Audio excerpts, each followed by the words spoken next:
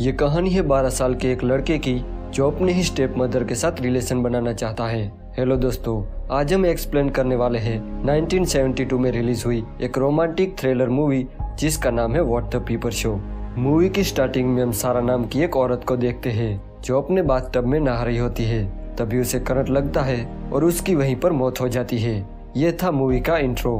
अब स्टोरी 1 साल बाद की दिखाई जाती है, जहां हम देखते हैं एलिस नाम की एक लड़की को जो अपने हस्बैंड पॉल के घर आई हुई थी। एलिस पॉल की दूसरी वाइफ थी और सारा जो थी वो पॉल की पहली वाइफ थी, जिसे हमने स्टार्टिंग में मरते हुए देखा था। पॉल एक बिजनेसमैन था, इसलिए वो किसी काम से बाहर गया हुआ था और एलिस को पॉल ने अपने 12 साल के बेटे मार्कस का ख्याल रखने के लिए भेजा था। एलिस मार्कस की स्टेप मदर थी, इसलिए उसका भी फर्ज बनता है मार्कस का ख्याल रखना। पॉल ने एलिस को बताया था कि मार्कस अपने बोर्डिंग स्कूल गया है और वो 1 हफ्ते बाद घर लौटेगा, इसलिए एलिस वहाँ पहले ही पहुँच गई थी। लेकिन जब वो वहाँ पहुँचती है तो वो देखती है कि मार्कस तो घर पर ही है। जब एलिस उसका रीजन पूछती है तब मार्कस कहता है कि उसे स्कूल से छुट्टी मिल गई क्योंकि स्कूल में चिकन पॉक्स फैल गया है। तो एलिस उस पर यकीन कर लेती है, पर उसे ये सब थोड़ा अजीब जरूर लग रहा था। वो हैरान थी क्योंकि मार्कस एज में भले ही छोटा था, पर वो ऐसी बातें करता था जैसे वो कोई बच्चा नहीं बड़ा आदमी हो।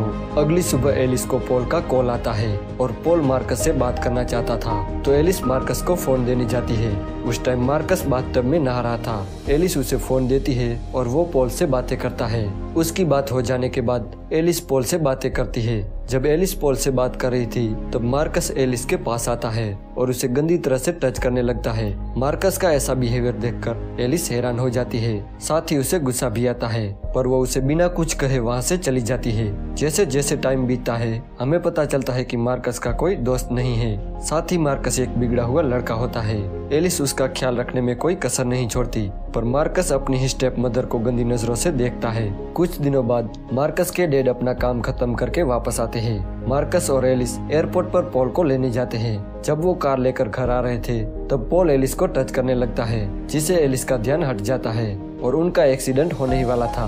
पर तभी एलिस कार को कंट्रोल कर लेती है। घर आने के बाद एलिस और पॉल इंटीमेट होते हैं और मार्कस बाहर खेल रहा होता है। उस शाम ये तीनों एक होटल में डिनर करने के लिए जाते हैं, जहाँ पॉल एलिस से पूछता है कि क्या तुमने मेरी तिजोरी में से पैसे निकाले हैं? तब एलिस कहती है कि नहीं, मार्कस ने निकाले थे टैक्सी को पे करने के लिए। ये सुनकर मार्कस कहता है कि मैंने तो सिर्फ 500 पैसे ही निकाले थे। तब एलिस कहती है कि तुम खुद मुझे बता रहे थे कि मैंने डैड के सारे पैसे निकाल लिए। उस पर मार्कस तुरंत कहता है कि मैंने ऐसा कहा ही नहीं। कुल मिलाकर पैसे गुम होने का सारा श्रेय एलिस को मिलता है। इसलिए घर आने के बाद एलिस मार्कस का रूम चेक करती है। उस रूम में से उसे पैसे तो नहीं मिलते, पर उसे एक फटा हुआ लेटर जरूर मिलता है।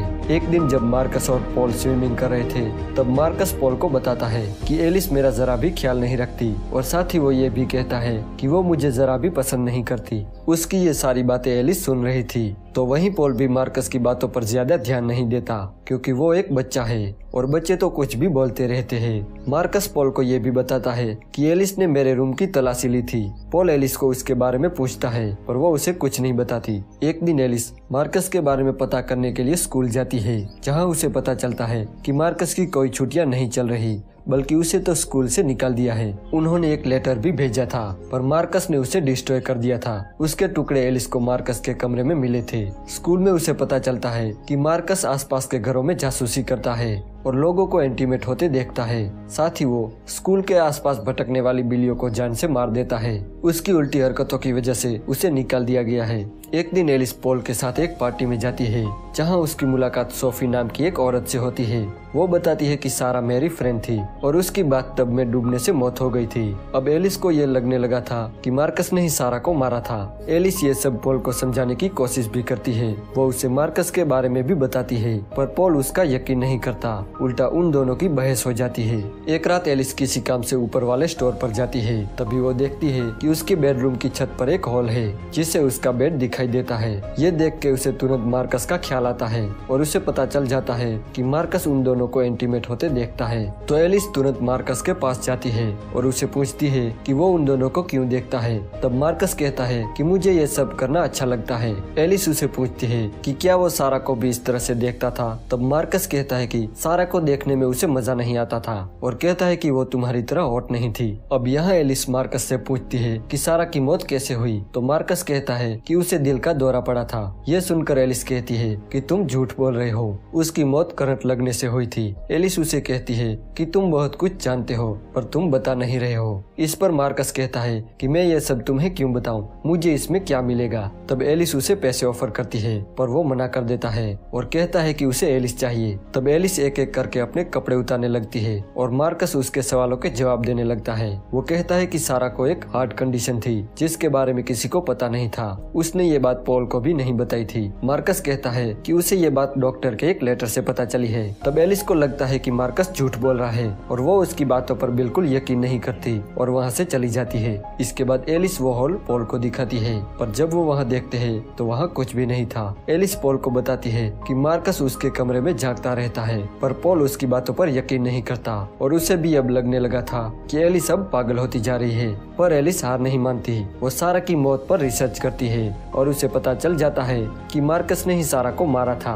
मार्कस ने सारा के बाथटब में एक खराब हीटर लगा दिया था जिसे उसे शॉक लगा और उसकी डेथ हो गई। अब इसके बाद एलिस मार्कस से और भी बातें पता करना चाहती थी, इसलिए वो मार्कस से पूछती है कि उसने सारा को क्यों मारा। तब मार्कस कहता है कि उसे सारा जरा भी पसंद नहीं थी, साथ ही वो ये भी कहता है कि उसे लोगों को टॉर्चर करने में मजा आता है। वो एलिस को कहता है कि अब मरने की बारी तुम्हारी है। ये सुन के एलिस मेंटली डिस्टर्ब हो जाती है। अब उसे समझ नहीं आ रहा था कि वो क्या करे क्योंकि कोई भी उसकी बातों पर यकीन नहीं कर रहा था। पॉल को भी अब लगने लगा था कि एलिस पागल हो चुकी है। इसके बाद एलिस की हालत इतनी खराब हो जाती है कि उसे मेंटल हॉस्पिटल में रखा जाता है। कुछ महीनों बाद एलिस ठीक हो जाती है, तब उसे छोड़ दिया जाता है। एक दिन ये तीनों पार्क में घूम रहे थे। पॉल और एलिस बातें कर रहे थे और मार्कस अपने डॉग के साथ खेल रहा था। कुछ देर बाद एलिस और मार्कस मिलते हैं और सारा की मौत पर बात करने लगते हैं। मार्कस एलिस से कहता है कि वो अब उसको नहीं मारेगा क्योंकि वो अब उसे पसंद करने लगा है। एलिस भी उसके साथ अजीब अजीब बातें करने लगती है और मार्कस को बताती है कि वो लोग पॉल को मार के कहीं दूर भाग जाएंगे और एलिस मार्कस को किस करती है। इसके बाद एलिस एक रोड पर तेजी से आती हुई कार को देखती है। ये देख के एलिस डॉग के टॉप को रोड पर फेंकती है। जब डॉग उस टॉप को रोड पर लेने जाता है तब मार्कस भी उसे बचाने के लिए उसके पीछे भागता है, लेकिन वो कार मार्कस को एक जोरदार टक्कर मारती है और मार्कस की वहीं पर मौत हो जाती है और एलिस बस मार्कस की बॉडी को देखकर मुस्कुराने लगती है। अब वो आजाद है, उसने ये प्लान बनाया था और उसमें कामयाब रही और मूवी यहीं पर एंड हो जाती है।